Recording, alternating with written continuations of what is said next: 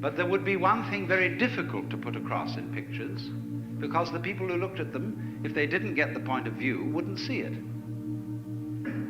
And that is what I will call the sensation, as well as the intellectual understanding, of polarity. That is to say, that the inside and the outside, the subjective and the objective, the self and the other, go together.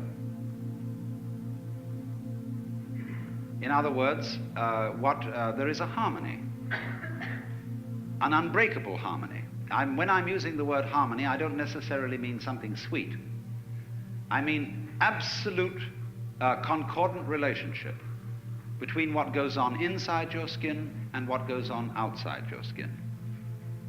It isn't that what goes on outside is so powerful that it pushes around and controls what goes on inside.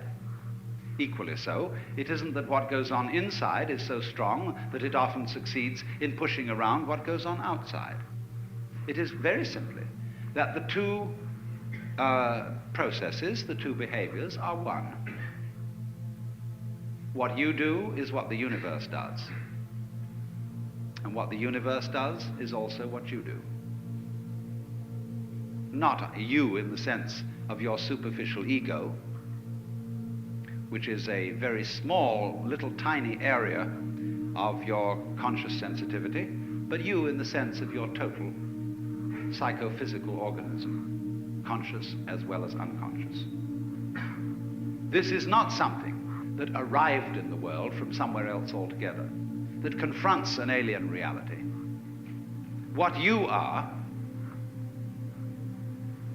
is the universe, in fact, the works, what there is, and always has been, and always will be forever and ever, performing an act called John Doe. And this is such a subversion of common sense, but is in fact, matter of fact, something, if you stop to think about it, that is completely obvious. Only everything conspires to prevent you from seeing that obvious thing. Because when you were babies, practically, all your parents and your teachers and your aunts and uncles and your older brothers and sisters got together and they told you who you were. They defined you as Johnny, who is just Johnny. And don't you come on too strong, Johnny, because, no, you've got elders and betters around here. But you're responsible. You're a free agent. You'd better be. And so, when you are told from childhood that you are expected and commanded to behave in a way that will be acceptable only if you do it voluntarily, you remain permanently mixed up. That, if anything, is permanent brain damage.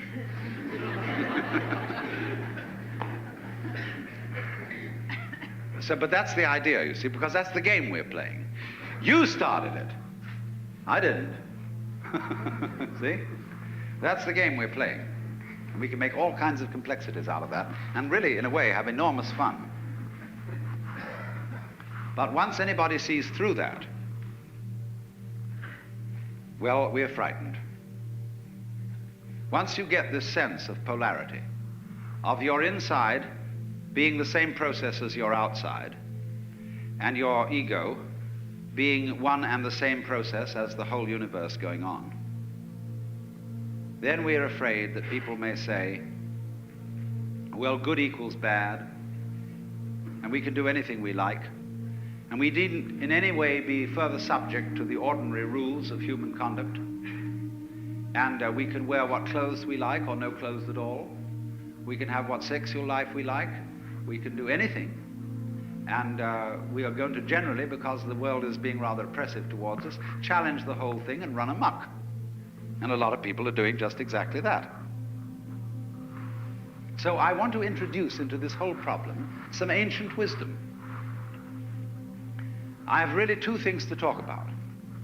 How cultures, which always did know in some way, or among whom a large number of people always did know this secret, handled it. And then I want to make some observations about how we're trying to handle it and how it's not going to work. Among the Hindus and among the Buddhists, this view of the real identity of a human being has always been known, at least by a very influential minority. The central doctrine of the Hindu way of life, I call it that rather than a religion, is in Sanskrit tattvamasi. You're it. To put it in a kind of colloquial way. You're it. And it is the which than which there is no whicher, which they call the Brahman, or the Atman with a capital A, meaning the self. You are only just kidding that you're just poor little me. See, the function of a guru, that is to say a spiritual teacher in India, is to give you a funny look in the eye, because you come to him and say, Mr. Guru, I have problems. I suffer, and it's a mess, and I can't control my mind, and I'm miserable and depressed, and so on. And he gives you a funny look. And you feel a bit nervous about the way he looks at you, because he's reading your thoughts. And this man is a great magician. He can read everything that's in you. He knows right down into your unconscious, and you know all the dreadful things you've thought, and all the awful desires you have, and you are rather embarrassed that this man looks right through you and sees them all. But that's not what he's looking at. He's giving you a funny look for quite another reason altogether. Because he sees in you the Brahman, the Godhead, just claiming it's poor little me. And he's going to eventually, by all sorts of subtle techniques that are called in Sanskrit upaya, that in politics means chicanery, and in spiritual education means skillful pedagogy. He is going to try and kid you back into realizing who you really are. That's why he gives you a funny look. And why he seems to see right through you. As if to say, Shiva, old boy, don't kid me. I know who you are, but you're coming on beautifully in this act that you're somebody else altogether. And I congratulate you, you're doing a wonderful job playing this part, which you call the person, my person. You know, a person is a fake. The word means a mask. So if you read books on how to be a real person, you're reading books on how to be a genuine fake. The word persona, as you know, means a mask worn in Greco-Roman drama. So if you come on to the Guru and say, well, he asks you who you are, Sri Ramana Maharshi, when anybody came to him and they said to him, as people do, who was I in my last incarnation? Or will I be reincarnated again? He always replied, who's asking the question? And everybody was irritated because he wouldn't give them answers about what they were in their former lives. He just said, who are you? And he looked at you. Have you looked at photographs of this man? I keep a photograph of him close by because of the humor in his eyes. They're looking at you with a dancing twinkle, saying, come off it.